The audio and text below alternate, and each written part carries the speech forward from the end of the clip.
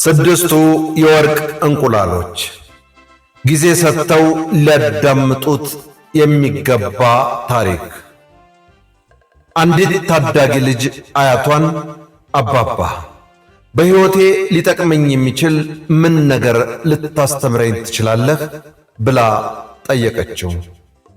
አያት ለረጅም ጊዜ ካሰበ በኋላ እንዲህ አለ። ላስተምርሽ የምችለው አንድ ታላቅ የሕይወት ትምህርት ያለኝ ይመስለኛል። ነገር ግን ከዚያ በፊት የሁሉንም ሰው ትኩረት የሚስብ አንድ ትልቅ ነገር ማድረግ አለብሽ። ልጅቷ በደስታ ስሜት ምን አይነት ነገር ማለት ነው አባባ አለችው። አያት ላፍታ ዝም ካለ በኋላ በፉጨት ወደ ሰፈሩ ሁሉ በመዞር የኔ ሰጎን 6 የወርቅ እንቁላሎችን እንደጣለች ለሁሉም ሰው ንገሪ። ይህንን ሲሰሙ ሁሉም ይደነግጣሉ። ከዚያም እያንዳንዱ እንቁላል በሚሊዮኖች የሚቆጠር ገንዘብ እንደሚያወጣና እኔም እነሱን በመሸጥ ባለብዙ ሚሊዮን እንደምሆን ንገሪያቸው። በቅርቡ ሕይወቴ ሙሉ በሙሉ እንደሚለወጥና በማህበረሰብ ውስጥ ካሉ እጅግ ባለጸጋዎች አንዱ እንደምሆን ለሁሉም ሰው አውሪ። ታዳጊዋ ልጅ የነገሩን ፍሬ ነገር ሳትረዳ እንዳላት አደረገች።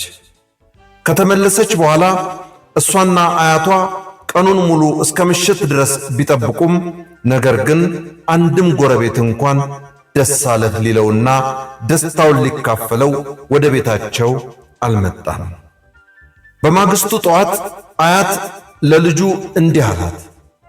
አሁን ደግሞ ወደ ሰፈሩ ተመልሰሽ በመሄድ ባለፈው ምሽት ሌባ መጥቶ ቤቴን እንዳፈረሰው ሰጎኔን እንደገደሉብኝና የወርቅ እንቁላሎችንም በሙሉ እንደሰረቀብኝ ለሁሉም ሰው ንገሪ። ሁሉንም ነገር እንዳጣሁ አውሪላቸው። ልጅቷ ወጥታ ለጎረቤቶቿ ነገረቻቸው። በአጭር ጊዜ ውስጥ ግን እጅግ አስደንጋጭ ቁጥር ያለው ሕዝብ በቤታቸው ተሰበሰበ። ታዳጊዋ ልጅ በሁኔታው ተገርማ አያቷን ጠየቀች።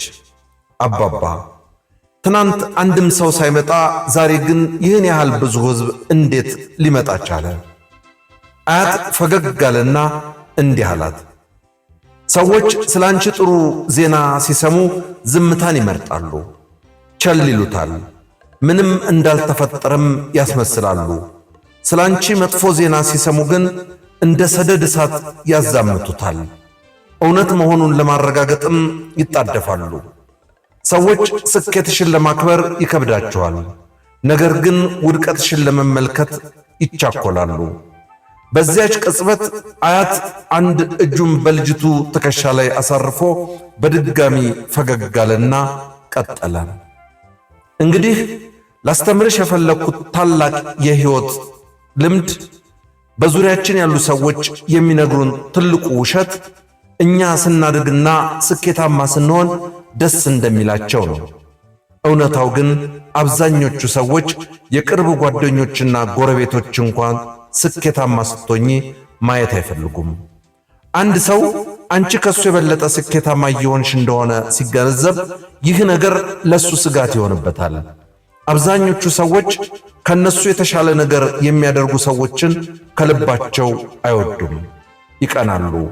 በውስጣቸውም ያንን ሕይወት ከመመኘት ውጭ ሌላ ምንም ነገር አይፈልጉም። ነገር ግን ሌሎች ሰዎች እንዴት እንደሚያስቡ ወይም አንቺን እንዴት እንደሚመለከቱ መቆጣጠር እንደማትችይ ማስታወስ በጣም አስፈላጊ ነው። ይልቁንስ አንቺ የምትችውን ምርጡን የራስሽን ማንነት በመሆን ላይ አተኩሪ። እነሱን ለመለወጥ መሞከርሽን አቁሚ።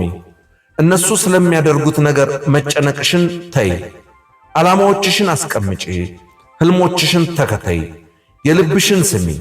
ማንም ሰው ወይም ምንም ነገር ሕልሞችሽን ለማሳካት እንዲያስቆምሽ አትፍቀጂ። ተዋናይ እንዳዘጋጀው በለጠ እሸቴ ዘሀገረ ኢትዮጵያ እንዳቀረበው